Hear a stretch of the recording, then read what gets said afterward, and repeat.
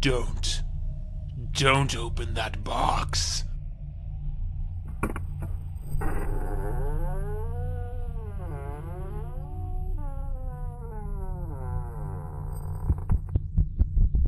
What have you done? You shouldn't have opened it. You shouldn't have opened it. Opened it. Opened it.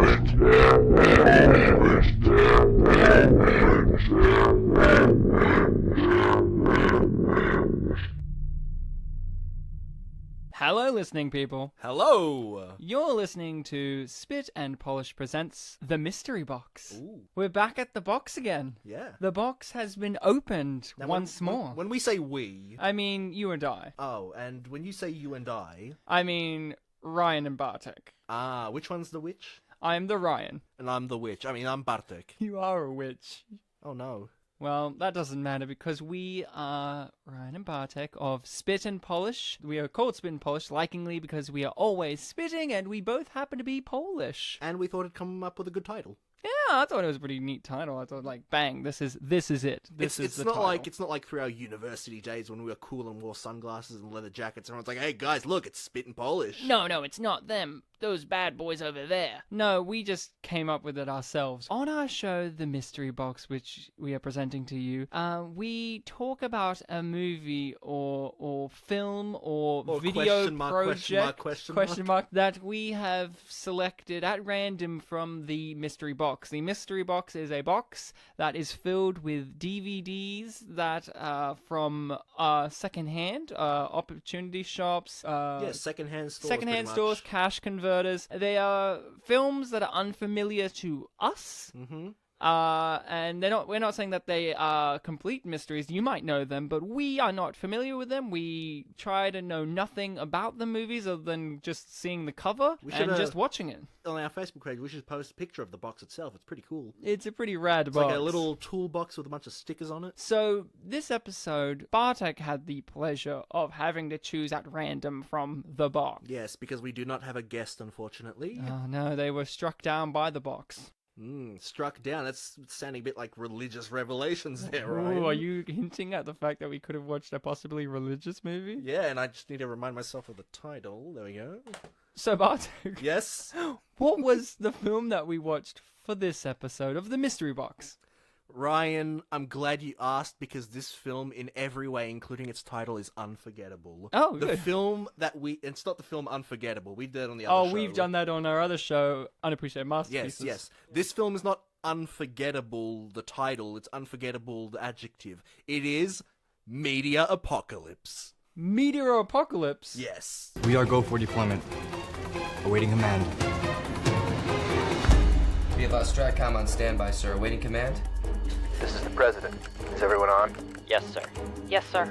Mr. President, we have spoken to Presidents Li Shang, Todorov, and Rensselaer. Prime Minister Bennett has also agreed to the initiative. The IAEA confirms compliance. This is all we can do. We watched Meteor Apocalypse, a movie that's about it's in the name, a meteor apocalypse. Mm-hmm. It is about that, and Bartek had the pleasure of choosing the movie at random. Yes. I will tell you straight off the bat, my reaction was very, very positive to him having chosen that. It was, out of all the movies in the box, it's the one I've been looking forward to the most. And we've got like 16-ish around. Yeah, lots in the of box. them. There's Yeah. a lot in the box. There's a lot in the box. Some Compared of to them are last double episode. packs Yeah, as compared well. to last episode, we've got like 8-9 Yeah. new films. So we got a good amount of films, and I've been looking Sorry, not forward... films. Question mark products. I've been looking forward to Meteor Apocalypse the most. I bought it. I found it at a Salvation Army store, and the cover...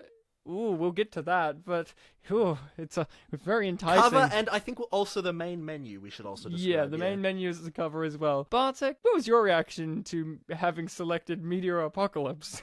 There were definitely a few films that, in the mystery, because the mystery box is at your residence, not mine. Yeah. So I don't get to ruminate over everything in there. It is not one of the oldest things that have been waiting in the box, so it's not as memorable to me as, A Wobot's Christmas. Or... Yeah, A Wobot's Christmas, or the one that advertises Burt Reynolds telling and singing it. Oh, The Legend of Frosty the Snowman, yeah. Yeah, or the hentai that I put in there. And unlike, last month when we did that film, the Urotsuki Doji's Legend of the Overfiend, pretty much all day I was wondering, it's going to be that one, isn't it? And it ended up being right. But this time I had no idea what would be in there. But when I picked it, I'm like, oh yeah, I remember this one being in there. And then when Ryan reminded me, like, oh, this is the one that I think is a biblical apocalypse film, I was like, oh, this might be fun. Meteor Apocalypse, This is- brought to you by Faith Films. Yes, Faith Films. That's one of the strike ones of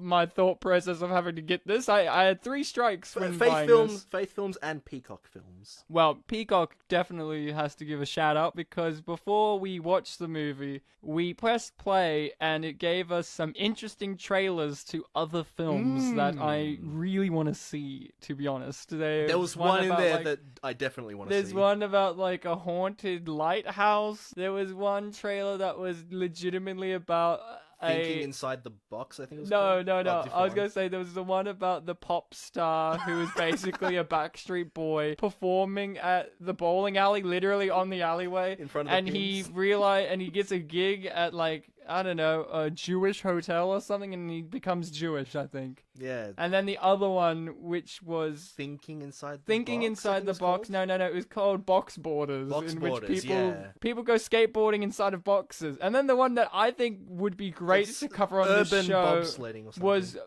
Woman's Tricks or whatever. Where Tricks of a Woman. Tricks of a Woman, Yeah. which is about this sleazy guy makes a wager that he could make an ugly woman a supermodel. And that's the movie. Yeah. And it's Tricks of a Woman, not this guy. No, he's not the bad guy. She's the bad guy. Was Because she she's a trick of a woman. Yeah, I guess, yeah. Marvista Entertainment presents People make mistakes. No, people make choices. a story about discovering inner beauty Most women give anything to be able to live their dream. and finding love It's too good to be true. where you least expect it. I thought I could change her, but she changed me. Scott Elrod, Elika Portnoy in Tricks of a Woman. There was a few things about Meteor Apocalypse that caught my eye. The cover was amazing.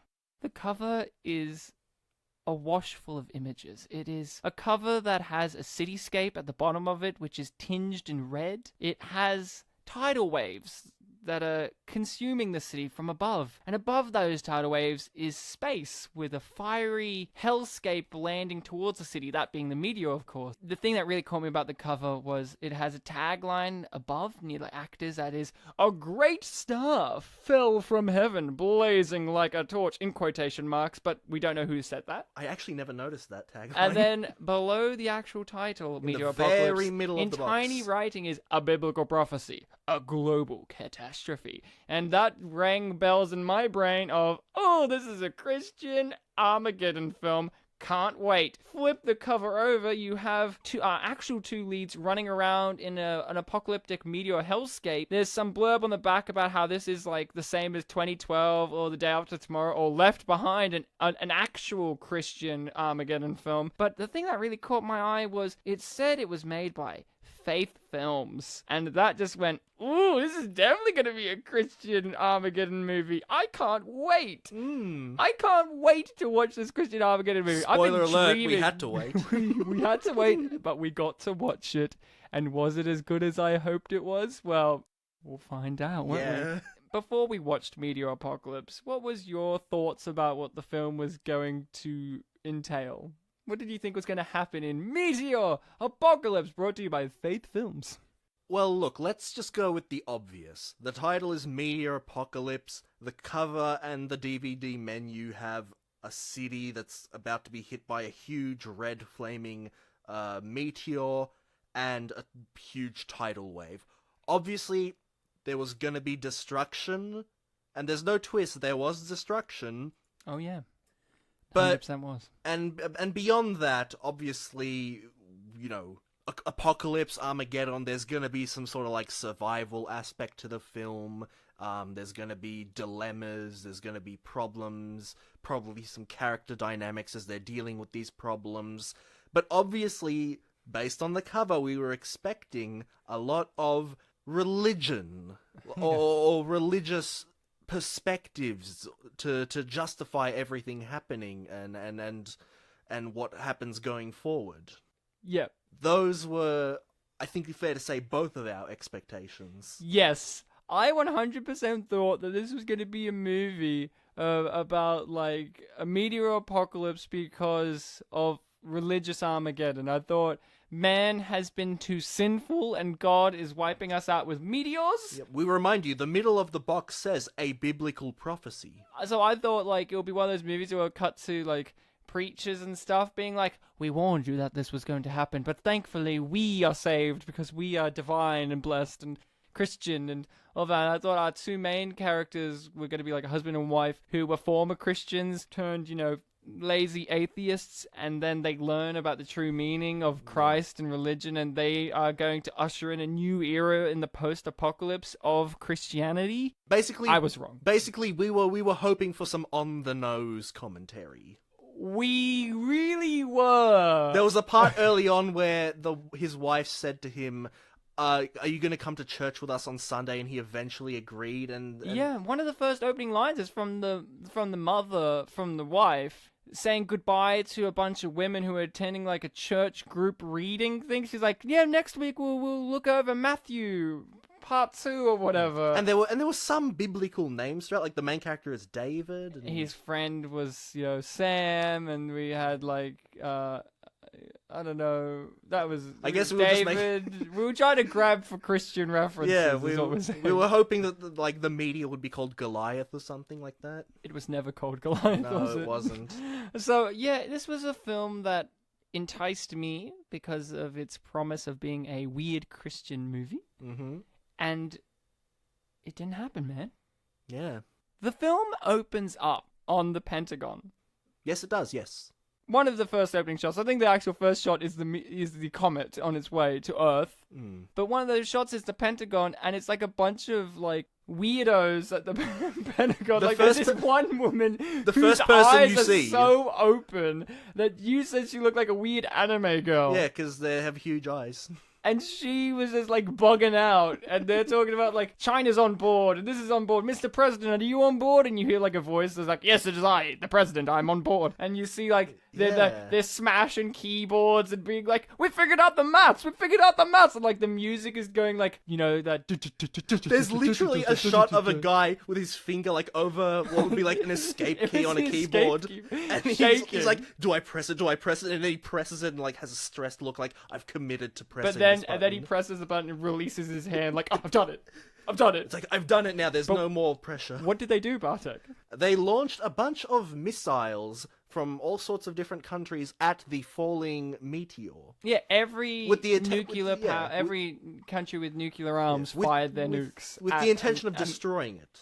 But, because they thought we're going to blow it up, it will send it off course, and the debris won't hit Earth. But science screwed up again. Wah, wah, wah. Mathematics is for losers, because guess what? It made thousands and thousands of meteorites fall to Earth and made the comet also fall to Earth. Yep. So in fact, they did nothing. Well, no, Ryan, they made the big one a little smaller, but then it created a whole army of little... Yeah, that really fucked us up. So yeah, you made it smaller, but at what cost? At what cost? More destruction. Well, the guy who pressed the escape button must have been really sad when he saw the end result. Maybe he was meant to press a different button, but he thought the escape button, he thought, escape the situation. Yeah. But he screwed up. So then we go from that intensity of, the Pentagon and people in positions of power to just some random family. Little girl with a, little girl project. Meaning like she's like 12 years old. She says, I'm 12 years old now, Dad. Oh yeah. She's like, I'm not a child, I'm 12 or something. I'm 12, which is the language of a child. I'm not a child. It's like, oh, you mean preteen then. Al, honey. Pinky swear? Dad, I'm 12. Come on. What's the crises going on at that family household? Like it seemed like the dad was distant or something. Like they look at like. How do they show he's distant? Well, Ryan, they do this thing where they pick up a little model of Mercury, and they say... From what? Like, she got, like, some school assignment? Yeah, she's got, like, a school project of, like, little planetarium thing where she's got, like, models of the planets and their distances from the sun and everything. They say, is this Mercury? Or, like, what is this, Mercury? And they go, yeah. And they all start laughing. They start laughing, like, I wonder what your dad's up to. And then you never see the project again. Yeah, and then they go to the dad who's outside at night on a ladder. A ladder with all these like ropes and cables and shit all like, over it. It's a hazard waiting to happen. Yeah. There's a problem with him because he doesn't want to do what? He doesn't want to climb up the ladder at night, Ryan. Because he's got vertigo. He's got vertigo, acrophobia. And he also has a problem with the family. That means fear of heights. Thank you. Yes. He has a problem with the family because he's distant from them. He doesn't want to help her out with her project because he's got to get this thing done that we never find out what it is. Yeah, we really don't. You see, the mise-en-scene of the film is showing he's distant because they're on the porch and he's on the ladder. Yeah. That's mise-en-scene. Even though they're both down to earth. And he's up in the stars. Yes. Because they're behind him. Well, not really that high up the ladder. No, he's like 2 rungs up. like, it's showing that kind of That's diversity. what I mean. He's also down to earth, but still so distant. He's like a little bit off Earth. But will he come down? It's like when you're climbing upstairs. You're still on Earth, but you're a little higher. He doesn't want to help her, but then he says, I will help you after I do this. Does he do the thing? He climbs up it a little bit and realizes how shaky the ladder is and realizes, you know what? This really is an accident waiting to happen. I'm just going to get off and remove the strings. Let's not do this. Let's not do this at night. Yeah. You know, this is Save something it for the daytime. Day. Yeah. Does he get to do it?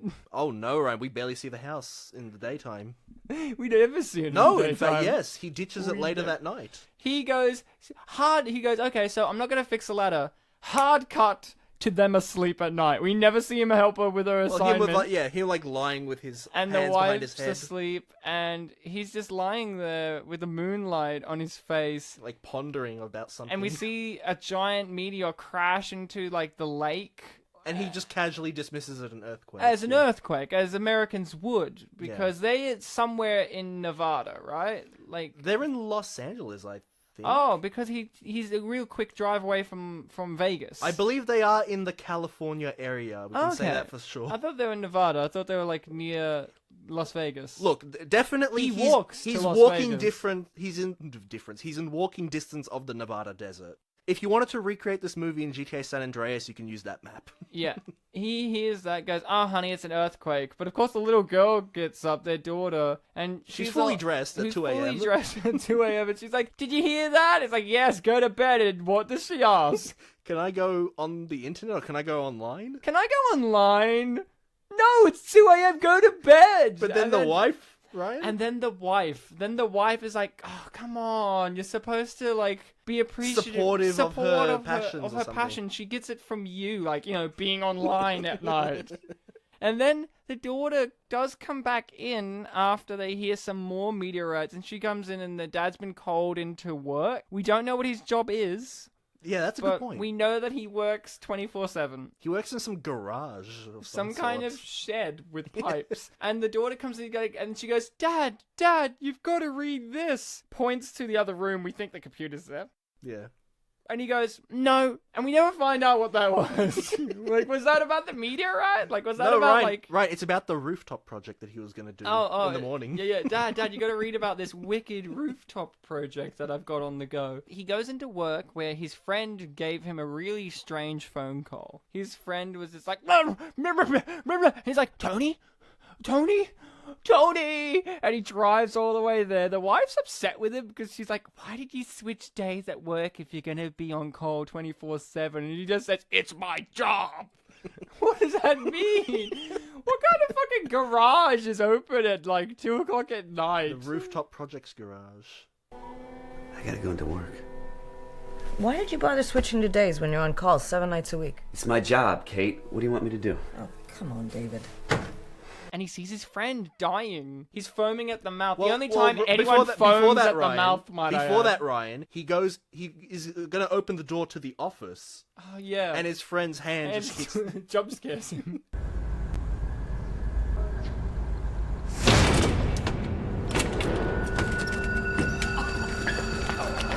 Up until this point, his friend was still standing. Yeah, he was just sitting around for the last And 20 then, minutes. and then when he finally encounters him, he falls on the ground, and the And paramedics are instantly just come in. And right they're like, there. "Where did you find him?" He's like, "He was here on the ground when I got here." No, he wasn't. He was in the fucking other office, standing up, banging on the door. But What not, are you- not in view from the door. That's all. You're a liar. You're a filthy liar. And they also David. set up the fact that the wife is unhappy with him because he doesn't go to church. Yes. And this is like us going, okay, they're slowly easing us into the Christianity of the movie. Like we're gonna see the trip to church, and there's gonna be a message there, and he's gonna be And like, maybe he'll doubting. find Jesus along the way of this Meteor Apocalypse, right? Yeah, but unfortunately, this is where shit goes down. Fuck, because he goes outside for some reason, and a meteor just fucking decimates his shed and his friend and the paramedics, and he just goes, whoa! Yeah, and it hits the drives- ambulance, I believe. Drives away to his home, and there's like a full-on military on his street, and they won't let him near his family at all. Yeah, and he punches one of them, and they've got guns. And how does the camera work in this section, Ryan? The camera work was impeccably shaky and out of focus. And was it really dark? It was very dark and very cheap. I think at the time of watching it, I said this is the live action equivalent of quality of A Wobot's Christmas, which is really poor. It's like the same quality of that movie, but live action. Yeah, we didn't quite, or at least I didn't quite understand what was going on, and I saw some people had machine guns. Machine guns, and they had the we quarantine symbols. We skipped over something, Ryan. The water. Well, that's important. The water... Because he discovered this before he left the workplace. When he was at his friend's deathbed earlier at the shed. Yes. He found out the guy drank some water, and he did some testing of the water in his shed. And he's like, it's poisoned! And he figures out that the whole water of America from this one lake is poisoned.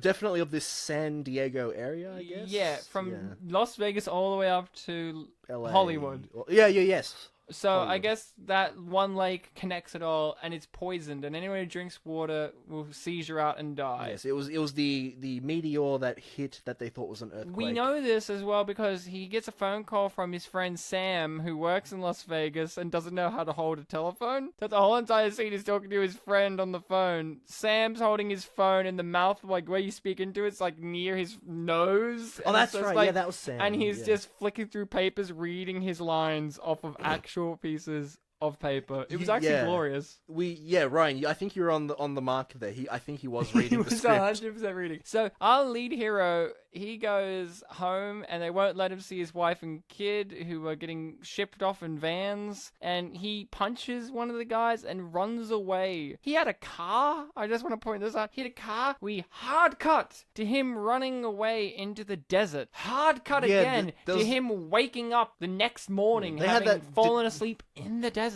Yeah, they had that decent shot that you kept calling Aurora Borealis. Yeah, the Aurora Borealis.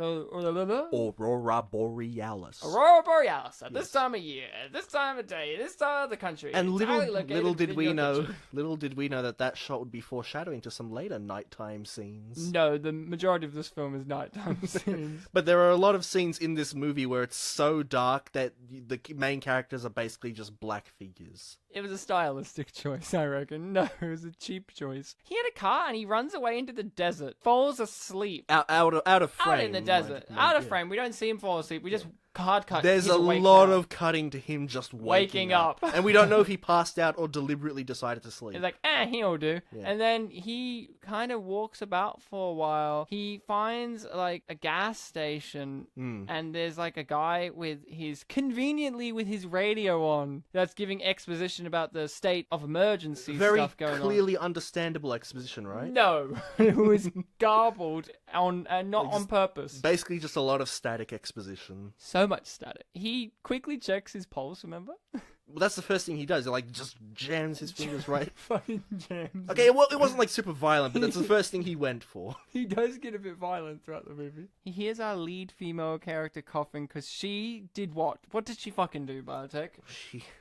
I can't believe she drank the Pepsi. You know, Pepsi, that got contaminated. By the time she got there, the next morning, the Pepsi was contaminated. Because, you know, it wasn't a gas bottle of stations Pepsi. in the middle of nowhere, yeah, they get contaminated Pepsi. Yeah. I think it was the ice, yeah? It's got to be the ice. It wasn't a bottle of Pepsi. It was like a cup that you get like at a fast food restaurant. And you were stuck on that for a very long time trying to figure out if that was a pro or anti I brought it up statement at about one Pepsi. point. You were like... I was definitely wondering if it was like a sponsor or something, but no, it just seemed pretty random, and we don't see any other sodas, as they called it, throughout the film. Sodas and orange juice and no other drinks exist other than Pepsi and water bottles. Ryan, your thought was that because it was a cup, might have been ice? Yeah. Or maybe it's because, like, in fast food restaurants, they're, like, watered down a bit? Yeah. Who knows? But it was, like, you know, less than 24 hours after the meeting. But does he save her? Of course he does, Ryan. How does he save her? Well, look, Ryan, there's a thing in life called CPR, where you have to blow into their mouth and get the breath into the lungs and then do the pump part. Did he inject her with anything? Yes, he did. He did. Inject her with some random needle he had. Yeah, he has needles, Ryan.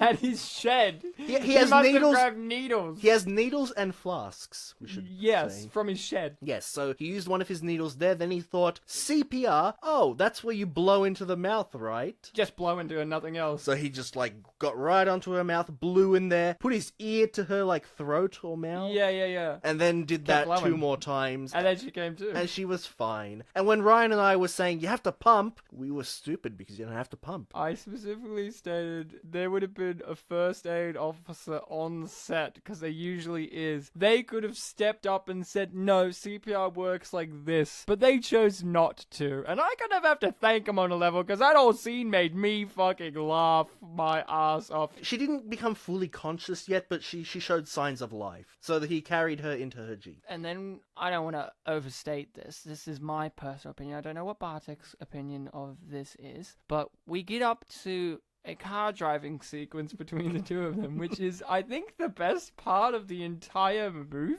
In my opinion, is the best part of the movie. Yes, because like, you were talking down to the film, Ryan. This was 5 to 10 minutes of gloriousness of stupidity. Bartek, could you please describe some of the events of the car drive between the two of them? We go from one abrupt cut to another, and we eventually see our two leads in a car. They're driving, and they both got their seatbelts on, Ryan. Yeah. Yeah, that's fine, right? No problems there? Well, there is a problem with her seatbelt. Oh, yeah, this passed out lady who clearly had seatbelt put on for her? She's passed out, and she has a seatbelt put on her, and I immediately started yelling at the screen because the seatbelt was What was wrong? It was around her throat. And she's unconscious, and he put it around her throat, and we were just like, dude, fix the seatbelt. Fix that seatbelt. She's unconscious. Yeah. For those fix of the you seatbelt. that have worn seatbelts before, you don't put them on your neck. You don't put them on your neck. You put them like in front of your chest. Yeah, you put them where they are supposed to go, not on the neck. Where they naturally fall, in fact. But Bartek, was that an oversight on the filmmaker's part? Well, Ryan, we certainly thought so. I was blaming the film. I'm like, come on. I screamed, fuck off, so many times at that. But then after a little bit of communication with a radio or something, he looked at her and he realized... She's choking. She's choking. And the first thing he does is put it down. Like he could have done that ages ago. Yeah, he realized what he'd done. And she wakes up. She wakes up. She tells us our name, but the audio's so bad that we couldn't tell what it was. Well, she tried leaving the car immediately. Oh yeah, she immediately wakes up and she thinks that this is some kind of kidnapper, rapist, and tries to jump out of the car, the moving car, without removing a seatbelt, I think, or does she? Well, no, of course not. Why would she do that? Because she wants to escape? She just woke it up. She's really happy. She's happy throughout the movie. We find out that she actually just wants to throw up, but not in the car. You know, she asks him to pull over. The lighting outside becomes really bright. So we can't tell he's pulled over because it looks like he's still driving. We thought, is she just going to jump out? Yeah, we thought that, like, she got impatient. It's like, no, I got to get out right now. It's like, no, the car's still moving. But then we realized, oh, the car stopped. It did stop. She vomits, and it's like an ADR vomit, like... Yeah. And then after she stops vomiting, she's really happy.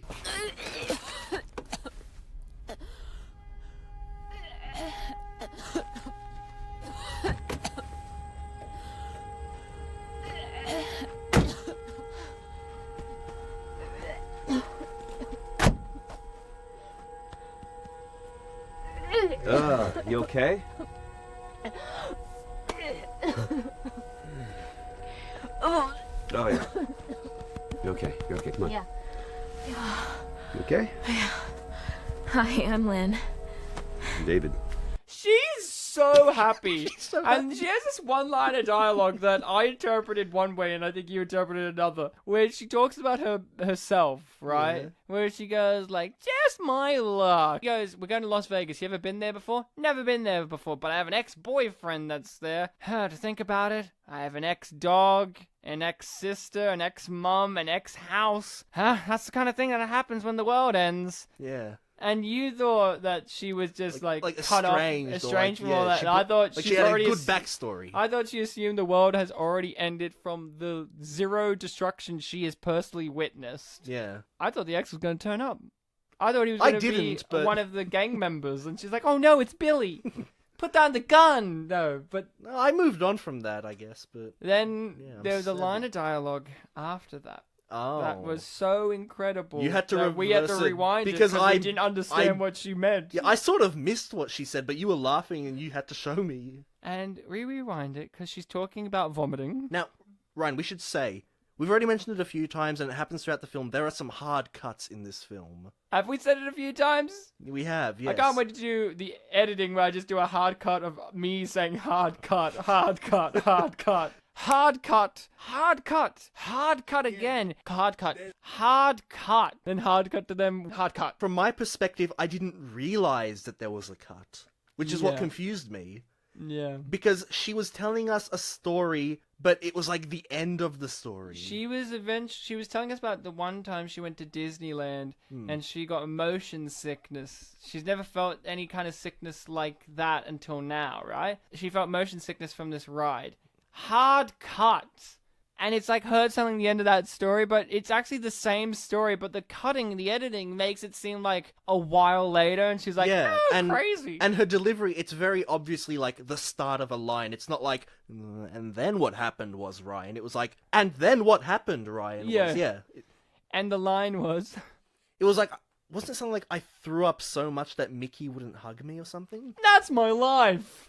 And that's my life in a nutshell. That's my life in a nutshell. She's like, I threw up all over myself, and Mickey wouldn't even hug me. That's my life.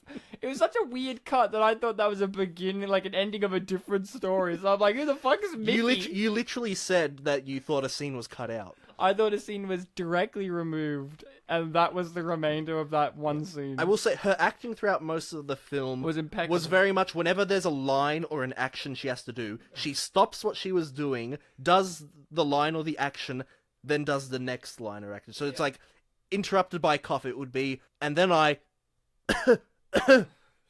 went over to the thing. Yeah, it was like that. She was fucking terrible, wasn't she? She was a delight to have around. She had a weird face. She was in a singlet throughout the whole movie. She wasn't busty, so it wasn't like even that was the draw. Yeah. Like, as a casting director from Faith Films, I could understand why they wouldn't cast her for sexuality reasons, right? Being like, we've got to have a chick with a nice pair of tits to go in this t-shirt or singlet, right? But I also thought they would get someone who could act. Yeah. Because the main guy in this isn't terrible. He's just terrible. She's terrible. Like, she drags this whole film down with her kicking and screaming. Pretty much 99% of the bad things in this movie are directly related to her terrible acting. Everyone else gets dragged. She's a black hole in this film and sucks any talent down into her and crushes it. But she kind of comes across as a bit innocent, so you kind of want to pat her on the head and say, like, oh, you're trying, but she's you're not trying doing well. So hard, but she's terrible. She's awful. I haven't felt like this since I got motion sickness on the Matterhorn at Disneyland.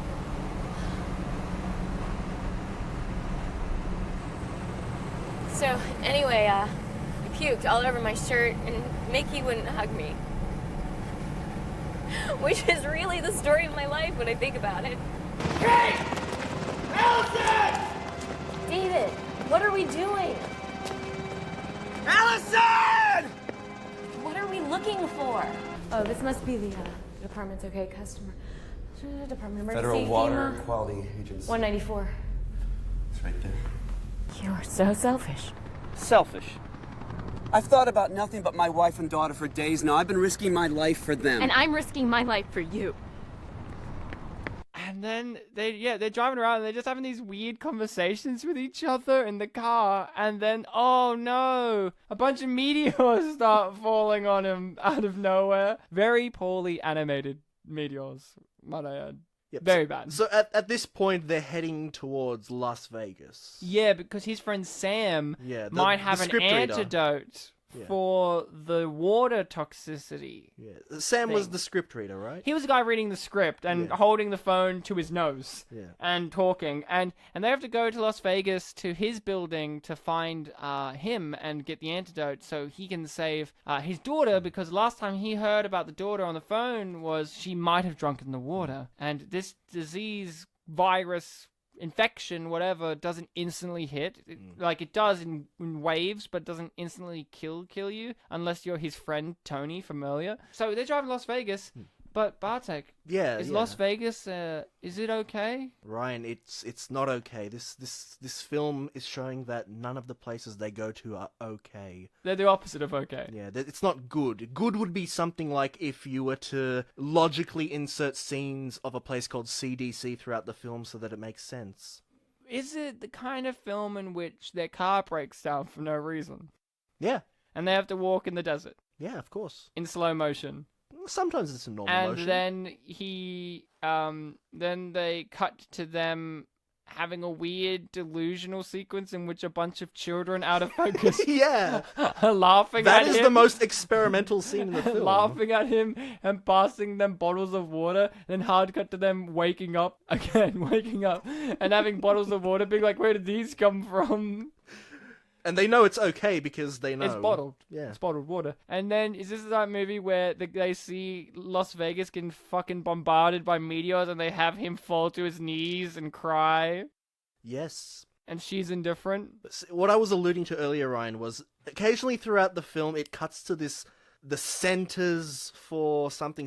It's called the CDC. Yeah, it was disease control. But as we are trying to describe the movie as it happens, like a play-by-play, but I cannot for the life of me remember when it cuts to this. It randomly cuts to, at some point, two older men in suits arguing with each other about the ethics of curing these people who already got the disease in them, the infection, or focusing the efforts on saving whole cities of people, right? And one guy, who's the hero of the story, is saying, no, we're going to save these 5,000 people over these, million of people. And I just couldn't take him seriously because he's wearing like a full business outfit, but his shirt is untucked throughout that whole scene. Yeah, and it's not like he's like full on frazzled and stressed because he's working so hard. No, he's just like, I don't have a tucked shirt. And I was saying, tuck in that shirt. I want to take you seriously. And then the filmmaker said, Ryan, I heard you about the seatbelt earlier. I've already got you on this shirt incident because he goes into the next room. When he goes into the room with his subordinates, he's tucking in his shirt. Yeah. And I'm like, oh, they've got this. They've got this in the bag. There was little moments like that where I'm critiquing it. And then it goes, no. We've thought about this. We know you are sitting there being a smartass. We're going to punish you for your smart-ass ways. And I go, oh, you got me. Yeah, throughout the film, it cuts back to the CDC, and you get a lot of exposition there. Yes, you do. You learn a few so much things. exposition. Like, I know that you definitely cut to them once before they get to Vegas, because they mention that there are a lot of armed gangs operating during... that's the big thing. There's armed gangs because people are becoming Mad Max. Yeah. And they go through the streets. They avoid the armed gangs until they get to Sam's building. Is Sam okay? Well, Ryan, he's lying on the floor not moving, so... and they don't check his pulse. And before you see Sam lying down on the floor not moving, in the room before that there is an armed gang member aiming a gun at a poor scientist-looking woman. But Sam's not okay. Well, we never find out, Ryan, because Does he check his pulse? Well, Ryan, there's an armed gang member. There's no time. No, there's no time. An armed gang member who, by the way... has a mission. He has a mission, and he's He's very understanding of our main hero blundering in saying, hey, I just need these scientific pieces of equipment. And the guy with the gun screaming goes, okay, just go over there and you do what you do, and then you peacefully leave and leave me to threatening this woman with a gun. And might I add, our hero's really dumb because all he has is needles, right? Yep. The most close-range weapon you could use. Yeah. And he gives it to our dumb woman who has already proven herself to be dumb and ineffective in combat because she's infected with this water that's still affecting her. So she could fuck up and cough herself into getting shot. Our guy's getting the medicine and the thug with the guns turned around, and we have a pleasant little interaction. The thug is paying attention to David just to make sure he's not doing anything seedy, but he's not paying attention to the other two hostages. And the other two hostages, the scientist and Lynn. Lynn, they have a pleasant little interaction, don't they, Bartek? It's very cute. So she pulls out a needle. I think David tells her. Yeah, to do David's this. like, pull out the needle, Lynn. So she's holding the needle, and she and the scientist lady are looking at each other. She motions to the needle, holds it like horizontally, and with her other hand, I guess she's like demonstrates like, you know, she does like a gentle jabbing motion towards the hand, and like looks at the scientist like, do you understand what I'm saying? And she pauses for a moment. And she gets it a little later. She's like, oh. It's not like a realized thing. It's just kind of like a now I'm nodding kind of thing. Yes, she was a very bad actress. You're right. And of course, they throw the needle to the scientist lady because she's nearest to the guy. Yep. And does the scientist lady succeed? Ryan, she just like jabs her arm right into the guy's thigh. Yeah, and does he fall down instantly? Ryan, he falls down instantly, falls to the left, holds his hand back so the gun can fall, then rams the hand right in front of him and passes out. Just before they leave the building, more armed gang members come in. Oh, and the woman from the scientist gives them the cure, but it's untested. It could be fatal.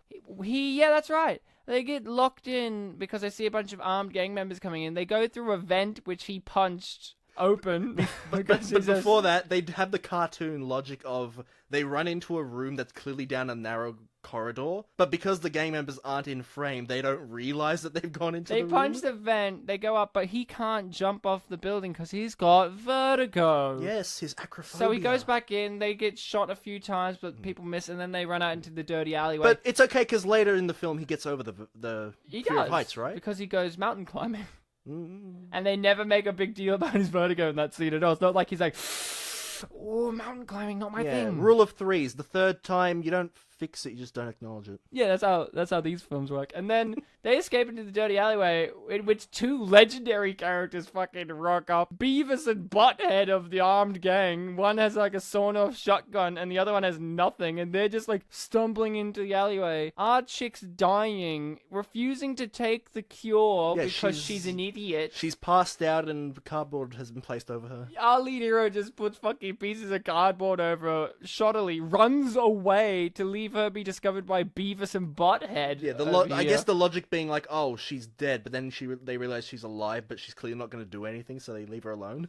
No, they don't get the chance because they're going to do something, but our hero bangs on a car that's nearby to frighten them because who knows what they're going to do. They could be rapists, they could be murderers, cannibals. At this point, who All we know is that they're armed gang members. And then two real legends rock up to the fight. Yep. A nice little black car does a turn into this alleyway, and you just see these two bad, bold motherfuckers coming. Are they, by any chance, investigators from a bureau that's on the federal level? Yes. Yes, they are. They claim to be FBI agents, but they're all like, drop your weapons to the dumb guys. They don't, of course. They run away and then they're never seen again, I believe? We never see them again. Our two heroes give themselves up to the FBI and show them this truck they found full of water. And then they go on this legendary trip with the FBI where the black guy, FBI agent, who's always shouting his lines of dialogue. He was the one shouting, get down, drop your weapons. He doesn't speak ever again. He doesn't speak after they, join forces. So the logic that I came up with when he was yelling was, I hope he yells all his lines. And by virtue of the fact that he never has any more lines, he did yell all his lines. I like the other one, the bold white one. Yeah, they were both bald. They were both very similar looking, just different skin colors, really. And then the other one, he turns to them and he's like, what's in that bag of goodies? He says a line of dialogue that's so unintelligible. I did not know what he said, other than at the end of it, he said, That's my job. But to me, it was something like, what was it? It was something that sounded like, my dad was a lemon tree. Yeah. It sounded like my dad was a lemon tree. But you heard it like that. I heard it more like, yeah, well, I know my dad was a lemon tracker. And we know this. And I'm like, I don't know what the fuck he's saying to me. We didn't have subtitles because the DVD didn't have subtitles, Didn't unfortunately. allow any lemon tracker, lemon tree subtitles. All right, so you want to tell me about your goodie bag back here? My dazzle injectors? Yeah, I took a peek. It's what I do. My dazzle injectors? My dazzle injectors? My dazzle injectors? Dazzle injectors? My dazzle injectors? My dazzle injectors? My dazzle injectors? My dazzle injectors? My dazzle injectors? And then a bunch of people on quad bikes drive them off the road. I guess they might have been Beavis and Butthead's friends? Yeah, but here's the weird part. They're like, oh no, they know about the water. They shoot these guys off the road and then don't do anything to them. Like, they shoot the FBI guy, but we never get to see... They kill both the FBI guys, but we never see them take the water, so we don't even know if they were a separate thing or whatever. And before our white FBI guy dies, he says three pieces of important information. He says the comet is going to land on Hollywood in 3 days. He says, I have a son there! And there's only one gun, and he keeps that gun. This is jumping ahead a bit, Ryan, but was his son your favorite character? Oh, we never saw his son. We never see his son. It would have been nice if his son was in, like, the groups of people that they met later, but he wasn't there. Yes. It wouldn't it be great if you saw, like, a little fat bald guy, and he's like, my dad! He's an FBI agent! And they're like, oh, we met him, he's dead. No! Did we actually see him die? Yes, we saw him get shot. He's dead. Confirmed kill. I remember, he's dead. Okay, so this film, beat by beat, is very much... They go to a place, the place gets destroyed. They go with people, they get killed. They go to a place, the place gets destroyed. They go with people, they get killed. They go to a place, places get destroyed. It's just that over and over again. But there's little moments like, he's got a bottle of water, and he's telling her she's got to drink it. And he just, like, smacks her with the water bottle. He like, jams it into her chest. Just like, Dad, just fucking take the bottle. Like, no swearing because it's a Christian movie. The real gist is, like, they just kind of walk about and do nothing. There's a lot and of people walking. die. Yeah. And really, after the FBI agent, there's nothing that happens for a very long time. They walk about. They go to a riot. They town? go to a town that's rioting.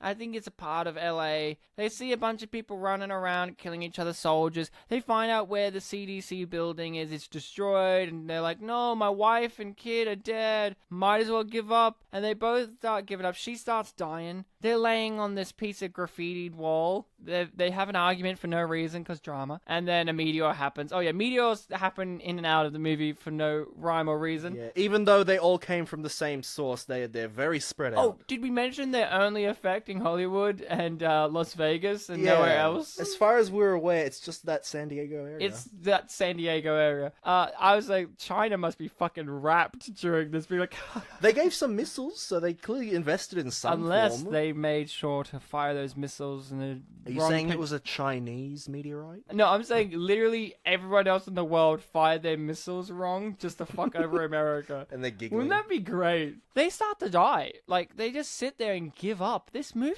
that's made by Faith Films is very cynical. Like, this is pretty much like anyone with any morality gets killed. There's a lot of despair. Like, none of the bad guys die. It's all the good guys. The FBI agents were good guys. Dead. Guy working on the cure, that's Sam. Dead. But, like... CDC people. Dead. You know, but then thugs with guns. Knocked out. Well, the main CDC people who... They have to give exposition throughout the whole film, so they can't die. You know, like, the thugs ran away. Like, they never get any punishment, these thugs. And I thought with a Christian agendaed film, which it still is, it's just very, very light... It really is bleak as fuck. But thankfully, I believe at the end of this scene where they're in the town that's rioting, we meet... our favorite character. A character. We meet a character out of focus in the background with a trolley. And Ryan says, I hope this is a sassy black lady. And then focus snapped in. It was a sassy black lady. She's got a trolley, she's He's got grey hair, and she's like, "What you doing? You know you shouldn't be out after curfew. Your ass will get shot." And I'm just like, "Thank you." We were both like, "Thank you, movie." And right, she takes them to a building, and the building is a church. A church. Bartek, you even said, "Oh my god, I feel like we should be holding hands right now with where this film is going because it was such a joyride." We were getting flashbacks of the robot from A Robot's Christmas. Yeah, we were getting flashbacks of the robots from We're Robots going to see Christmas. Potato Jesus again. We're going to see all this amazing Christian stuff. But no, it's just like, yeah, we're here at a church. I'm a sassy black lady, and I believe in Jesus. But she never says, no one really says Jesus. They don't say the biblical characters. The scene happens, and then it cuts to, like, night, and he's praying. And then she comes up to him like, "This is the scene. This is the scene." Yeah, he's gonna pray to God, and then she's gonna be like, and she starts it. She starts it off. She starts this amazing story about, like, I used to be a young, proud black woman who was all caring for herself and her own because no one else would. Yeah. David was talking about how, like, oh, I'm looking for my family, and he's like, where's your family? And I think I said, like, oh, she's gonna say that this is her family, all the people that are, like, being refugees in the church. Word for word. She said what you said. And that was the beginning point of our realization that Bartek wrote this movie, because Bartek 3 or 4 times after that guessed things verbatim. And it was amazing. Bartek wrote the film. I'm not saying, Bartek's secretly putting his films in salvos. But the back says that the screenplay is by Brian Brinkman. Are you Brian Brinkman? Well, I had to think of an alliterative name, She gives a, like, legendary speech about faith, spirituality, but she never says anything specific. And she ends it with, "And then I met someone." And then she gets up. Oh, yes! Leaves. I predicted that she'd just, like, end and walk away. But you said it in a way where you're like, "But that won't be really it." And I just like, no, that's the scene, because it holds on it for like a minute. Yeah. And then it fades to black so slowly. And we were just like, no, say it. I actually said she's going to walk over, she's going to start lighting candles. It's going to be the statue of Jesus. And she's like... Yeah, we thought she was like going to show like statue of Jesus. And it's like, oh, that's the man she met. But really, it was a scene in which she's like, I don't need to say it. You know who it is. We're in a church. Next morning, they wake up. A girl's having a seizure in the church, and he has the antidote. So he gives her the antidote, but he gives her, okay, this could kill your daughter. Are you okay with this? And she's like, yeah, my name's Madeline. And he goes, okay, I'm going to do this.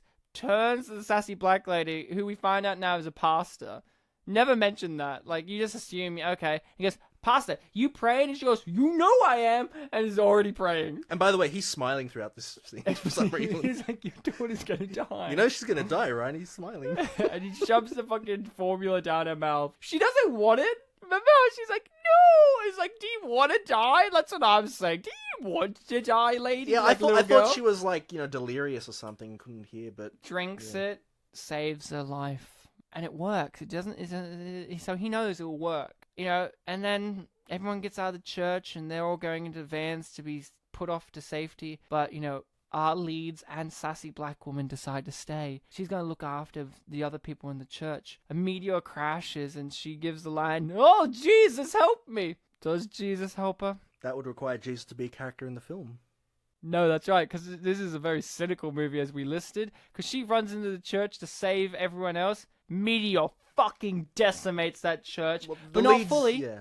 Because our leads go, oh, we'll help her. Decimates the top part of the church, and then they go, and run away. And then it decimates the whole church with the second meteor. Destroyed our favorite character, sassy black lady, dead. Because she was the only character in the world that was a proud Christian woman who asked for Jesus' guidance. And he gave it to her. He gave it to her so hard with the meteorite. There was a note on that meteorite. It was like, you'll meet me soon. I just don't know what to make of that. Like, this is made by Faith Films, who I know nothing about. But the title of Faith Films indicates it's going to be a religious film. And all the stuff we mentioned, and all the indications along the way of Jesus and religious things, I don't know what to take away from them killing the mouthpiece of religion in the movie so cynically. It's not like she was an evil person. She was a very good person. They just kill her. And it's not ever thought, it's never like, oh, she was brave, or they never think about it. It's like, she's dead. And so all these people... She gave us shelter. Think about it. How many religious movies actually have the goal to destroy the house of God? That's like actually... That's usually like a plot point. The flower in the graveyard or something. No, not the graveyard, but the flower in like the destroyed town. Yeah, and if they do, it will be the center plot point. Like in most movies where church gets destroyed, it's a big plot point. Like I do believe in the newest God's Not Dead movie. For some reason I know this. The church gets destroyed, and it becomes a whole courtroom drama thing about that. And it's just like... At most, the church gets a little damaged, but despite the damage, it stays strong. It's strong. It's strong. Or if it gets destroyed, it says something about the people who did it. Yeah. And the community. But no, they just fucking plow on through. She has a few more coughing fits and drinks water, and she goes, no, you drink water because you don't drink it. And he's like, oh, okay, I will. And you're like, oh, he does. And they kind of just wander about a bit more. It kind of really goes in a lull because she's gone, the sassy black lady, and any kind of hope for forceful Christian message. I mean, I'll be honest, I did say to Bartek, oh, I can't wait for this film to gut punch us at the end with a ham-fisted message about Jesus, and it never happened. Oh, they find out that there is another quarantine area that's near a ravine. Northeast mountains of LA or something? And also, forgot to mention this, our lead heroes having premonitions throughout the movie that lead to nothing. Oh yeah, there's like dream sequences of like... his daughter near a ravine with the trees, but we never see those images when he actually, spoiler alerts, finds his daughter. We never see those tree. We never see that ravine. We see bushes that look like them, but they're not focused on, and they don't look exactly like them. And we never see the ravine. So what was that all about? But he goes off with our lead heroine to find them. So this part of the film, she's clearly walking with much more difficulty than usual, and there's a part where, you know, she actually has to lie down and he's gonna like scout ahead, but her acting at this point is still like, I'm gonna be fine, yeah, I'm just gonna lie down, you go, we'll come back. And it's like, oh, okay, based on your acting we know you're gonna be fine. Yes. So he goes ahead, has a look around, then he comes back to brief her, and now her acting's a bit more serious. So what does that mean? I thought she was going to be dead when he came back, but she was like getting up and walking around, and we're like, oh, okay. Yeah, slouching a little. She's fine. She's fine. But was she? Nah, she dies in a few minutes. But does she try to do something sinful beforehand? Ryan, I want to remind you and the audience that David is a married man with a daughter in a film by Faith Films. So she tries to kiss him, yeah? Knowing that he's a married man. And he says no. And it looks like he almost does it, but he says no. And does God punish her? Look, I don't know if it's God, because this film's really not telling us if God exists or not. This film doesn't believe in God. Faith Films, you got to tell us if God exists or not, because then we need to find out who it is that killed her. And she dies. She dies. But she refuses to drink the remaining antidote because it needs to be for his daughter. And she dies, and he puts his shirt on her. He walks on. He has to face his fear and climb a mountain. And at no point does he ever show any fear or even think of it as something to be afraid of with his vertigo, because they forgot about that. In fact, I forgot about it until we had to start recording it. I actually didn't think about how they did. Me neither. I was making the joke about how after the second time on the rooftop, it never happens again. And you're right. But then you pointed out that scene, I'm like, oh yeah, they just skipped over it. I guess her death made him strong? Now, before we get to the climactic ending in which he finds his family, let's take a trip to the CDC, shall we? Throughout the film, it cuts... There's a couple of characters there that are worth mentioning. This isn't fully... his story is chronological, but throughout the film, they cut to the CDC, which is multiple centers of something. Yeah. And there's plot happening there, which gives exposition, but it doesn't really directly impact him until... In fact, does it impact him at any point? I said until. The main character. Yeah, it impacts him to the end. At the end, when the helicopter comes and saves him. Oh, yeah, that's right. The CDC are basically having an internal conflict, you know. Our hero CDC guy got kicked out, but he's still operating. He's still on the phone to the Asian woman in the office. But Bartek, is there more conflict going on between other characters in the CDC? Well, Ryan, when the person that takes over, that Shirt Tucker was arguing with earlier in the film, takes over and is now the one in charge of the room, you need to have a figure to be the one that constantly argues with him. Your favorite character, I think. outside of Sassy Black Lady. Yes. Helium Boy, we called him. He's a guy. His lines are completely normal. He looks just Somewhat fine. normal. You wouldn't laugh if you looked at him, but his voice is what... His lines of dialogue are basically like, this is wrong, we need to save the people. But how does he sound, Bartek? Look, we mentioned helium, and you're probably imagining that he sounds like Vern Troyer. It's very much a voice a little bit like this, and he's saying very serious lines. But he doesn't look like a dweeb. He doesn't look like a dweeb. In fact, he looks like he could be a surfer dude if he, changed his clothes. But what he's saying is so, like, he's yelling and being assertive, and hearing, like, someone be like, you can't do this! Like, You can't do this. This is not the way that we operate. It was laughable. We laughed so hard. There was one, I think, like, his second last line in the film was this, like, 3-sentence long He had, like, a spiel. monologue, basically. Yeah. A one-sided conversation monologue in which he was all like, you can't do this! This is my job, and we're gonna save the people! Job. And it was so great. Effective as of now, we are no longer devoting resources to quarantine detainees. We still have a group at Singing Springs. You're telling us to just leave them? Stranded? They've been waiting for an evac team like everybody else. What about their support staff? They're government employees! People are gonna die no matter what we do! And, CDC do their things. The Asian lady is internally working with the other guy, and they organize a helicopter to save them. And at the end of the movie, with CDC in the office, the bad guy goes, we can't do anything. We've got no plans. And then she turns around and goes, yes, we do. And then hard cut to our family finding each other in the desert.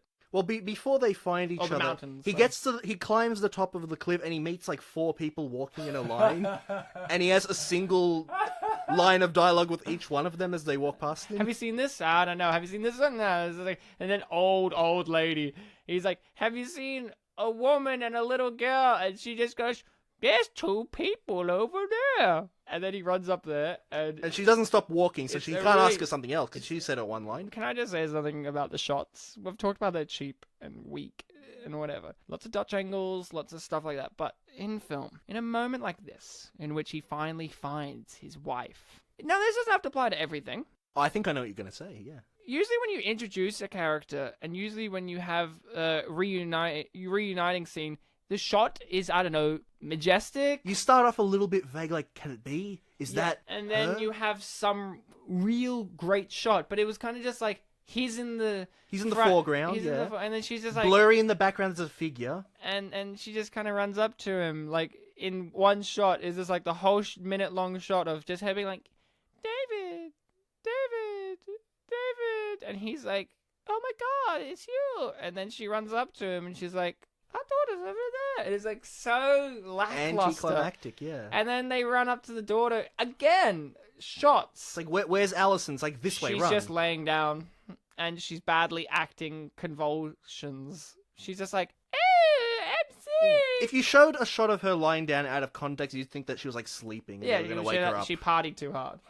And then, what does he do? Because heroine didn't drink the antidote because she was a good lady and knew the daughter would need it. He just fucking bungs it down her throat. Most of it lands on her shirt because throughout the whole movie, he has this antidote uncapped, and he just this is the flask. Yeah. threatens people with it. Like, drink it! And he spills it all the time. So by the time the movie really would end, he would have, like, none of it left. The first time we saw it, like, he was going to give it to the girl, and she, like, shook it, and, like, some of it spilled out. And he's like, no, that's important. That's actually critical. Yeah. And then, he gives it to her. It seems like she's dead, but then she does that thing where she shakes, and it's like, oh, you're alive. A helicopter comes and saves just those 3. The CDC people say, we did it! We saved them all! We see the helicopter just save those 3 people. Before we see the helicopter, there's a scene of despair where all the comets are now, like, finally landing. The comet landed, nuclear and they're afraid. They're just looking left and right. They don't know what to do. And then they do the 3-way hug.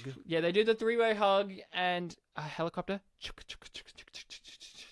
Oh my god, we're saved! Lots of shots of them hugging.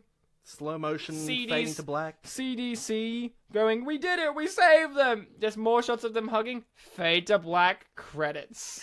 We got them! And we're getting them out of there!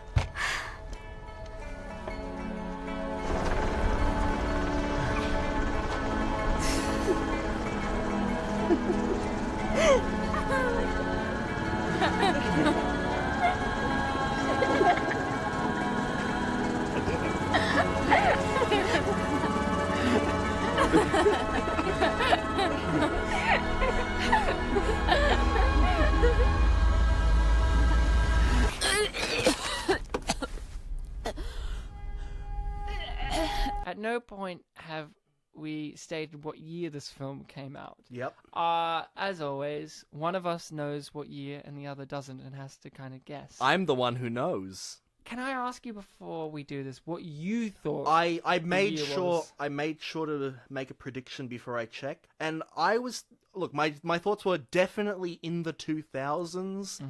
Not sure exactly when. But we did see like throughout the film I made comments of like things to consider when we make the guess. Like you point out Nokia phones. I Yeah. said, when we see the president, that'll give us an the idea. desktop computers. The was desktop big. computers, but they're also laptops. Yeah, the cars and shit. So and there was a lot of things to consider. I stuck to the Nokia idea, and I thought I'm gonna guess 2000 and I was gonna say 4, but I'm like 2005. And then Ryan, you said I guess 2009. Why did I guess that? I just looked at the camera quality. I thought cheaper movies in the early to mid 2000s, the camera quality wouldn't have been as crisp digital as it is in this film. Like the quality of the filmmaking is poor. Yes, it is. But this has a good digital, like not good digital, but it has a crisp digital camera image. Like things are in focus. Things don't look grainy and poor. It's just the other problems like lighting, sets, camera angles, framing, direction, acting, costumes, special effects that bring it down. Like if you use that camera and you had good lighting and actual good blocking and cinematography, it could be a passable B-grade film. But so that's why I said 2009. I just looked at the quality of the image and went, nah, it doesn't seem like early 2000s, early to mid 2000s to me. It seems like the later end for cheaper filmmaking. Because as we move on, well, man, you can make a whole feature film on your iPhone or on your phone. So yeah. This was the era in which I was beginning again, because in the 90s you had that with VHS stuff. Yeah, right? definitely in 2011 when I was in year 12, I did a media class, and one of the guys who made a film made it entirely on his phone, and it looked really good. So Bartek, stop blue balling us. Yep. What year did Meteor Apocalypse come out? So obviously when you see the year on like boxes or in credits, you got to imagine like it was made the year before, and this is the year it was released. The year that the credits said was 2010, which means that if it was a year prior that it was made, Ryan was on the fucking ball. Yes!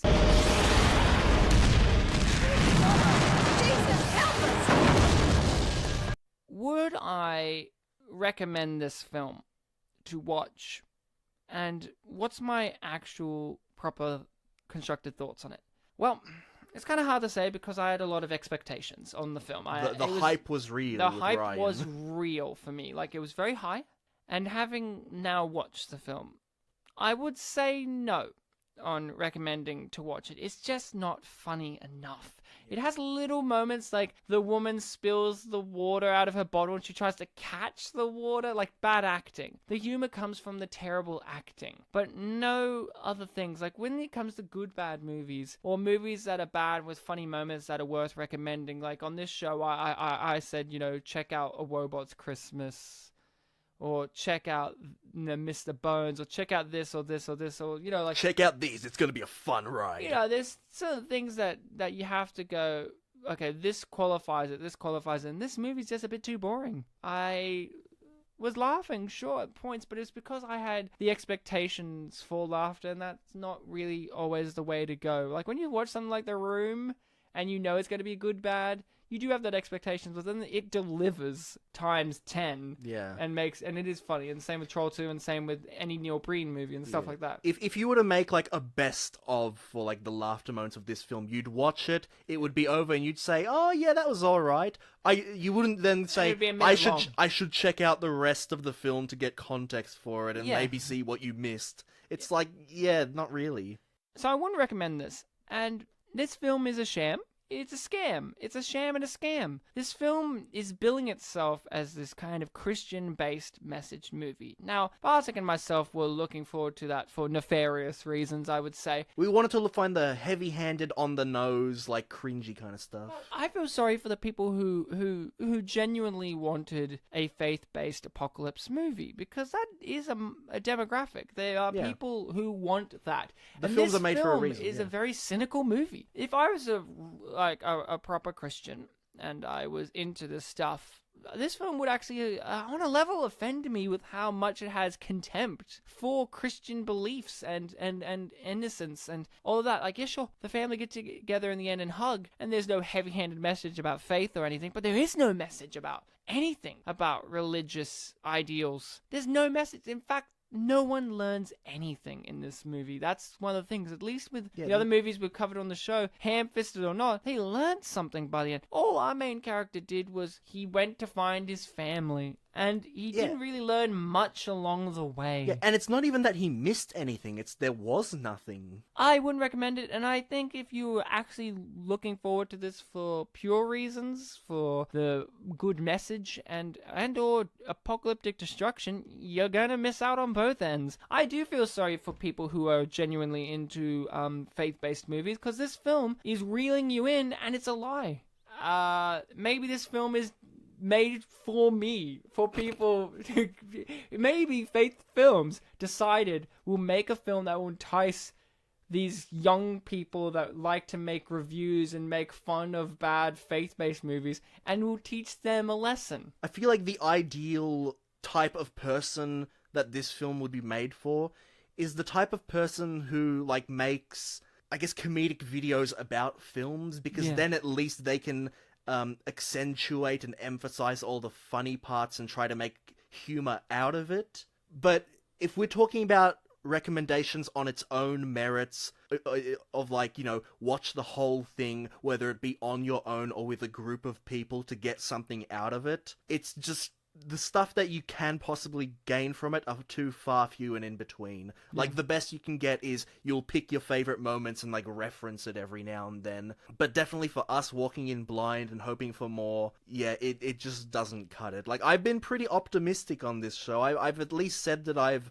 not regretted watching any of the films we've done, and still, I don't regret it, because I get to make this podcast and have a discussion about it, have some laughs with Ryan, and I guess we can, like, reference some of our favorite points in the future. But really, there's really nothing else to gain from this film. Lynn,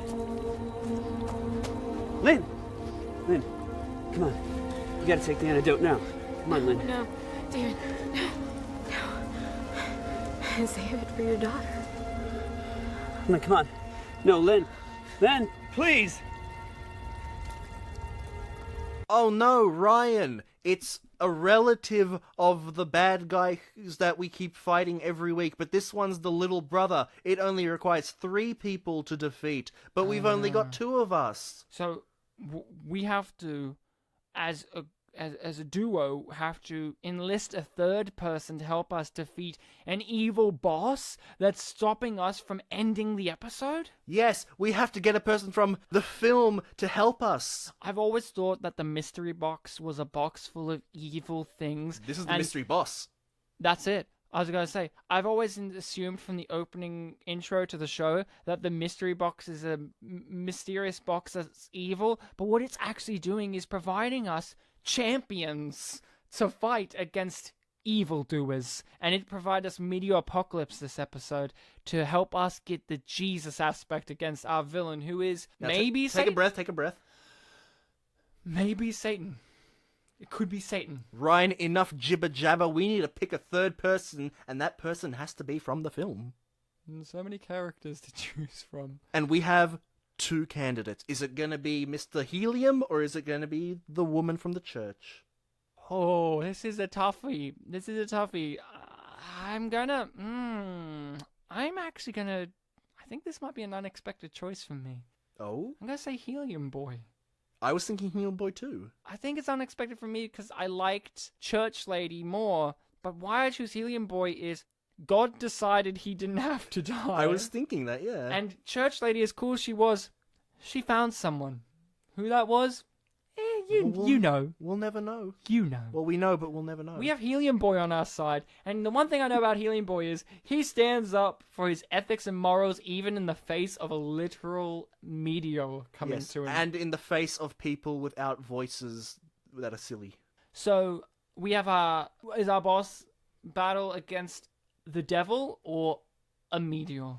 Ryan, it is against a devilish meteor, and its mode of combat is karaoke. Well, we have to use our attack modes and or runaway modes. Bartek, you go first. What's your choice against devilish meteor who loves karaoke? Well, I did hear that you have to fight fire with fire, but because this is a world in which logic does not dictate, I will try to use a different form of weapon. I am going to use all of my friends' missiles against it. Oh no! No, Bartek! You've created more enemies to fight! What? But I wanted to... Oh, I messed up. You've messed up, and now it's even more powerful. It's time for me to step up to the game. I'm gonna use my faith in Jesus. Oh no. No, there's a meteor coming for me! No! I'm dead. I'm now an angel that exists. I'm here as a spiritual guider to Helium Boy. Helium Boy, what's your attack against the devilish meteor and meteors? Well, I think I am going to fight fire with fire, so if it's going to sing at me, I'm going to sing back. Great. And there's only one song that I could possibly sing at it. Alright, I'm going to sing the first song that I ever remember learning. Go on. Happy birthday to you! Happy birthday to you! It's exploding! Happy birthday, dear boy! Oh no! Happy birthday to Hollywood's been destroyed! Hollywood's been wiped out, but we survived! And now we're all hugging. Until next time, guys, remember to hug each other and be kind to one another, because that's what we're all about here at Spit and Polish. At Spit and Polish Presents, you can support us, look for us anywhere. We're Spit and Polish Presents. We're on Podbean, iTunes, YouTube, Twitter, Facebook. We're on all of those. Spread us around, give us a rating, give us a review, subscribe, do all of that neat supporting stuff, because we're here from heaven, and we're here to make content for you to enjoy, and we enjoy making it for you. So remember, bring in those loved ones on that mountaintop while my helicopter rides up playing this podcast at you, and just know that you're safe. We love you. And in the face of mortal danger, just remember, don't get dead.